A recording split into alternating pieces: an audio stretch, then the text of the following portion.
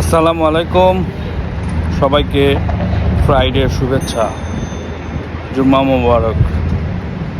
আমরা যারা ক্যানাডাতে আসবো করতেছি, যাদের ইন ফিউচারে ক্যানাডায় আসার প্ল্যান, কিন্তু ক্যানাডার ওয়েদার নিয়ে খুবই কনসার্ন, তাদের জন্য ছোট্ট একটা ভিডিও। ক্যানাডায় অনেক বাজে ওয়েদার, এটা সত্য কথা। প্রচুর ঠান্ডা, স্নো, উইন্ডি।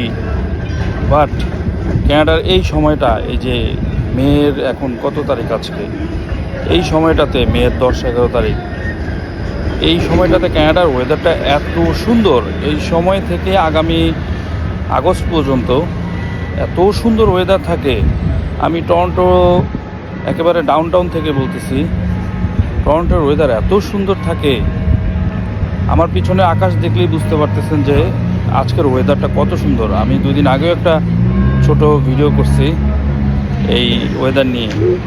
কি অদ্ভুত সুন্দর আকাশ, কি অদ্ভুত সুন্দর নীল আকাশ চারিদিক। আমি যদি একটু ঘুরায় দেখাই, এত সুন্দর, জাস্ট ইমাজিন করা যায় না যে কতটা সুন্দর, কতটা নাইস ওয়েদার। তো ঠিক আছে, ক্যানাডা একটু ঠান্ডা সব কিছুই, কিন্তু যখন আপনি এই ওয়েদার পাবেন তখন আপনি পিছনের ওয়েদারের কথা ভুলে যাবেন।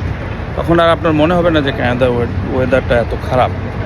এই যে আমরা 7-8 মাস ঠান্ডায় কষ্ট পেলাম, বাট এখন যে ওয়েদার, এই সময়টাকে এত এনজয় করতেছি যে পেছনের সময়টা ভুলে গেছি। প্রত্যেক বছরই এটা হয়।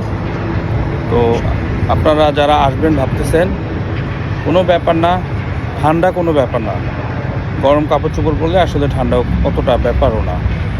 তো ভয় পায় না, এসে পড়েন, ওয়েলকাম।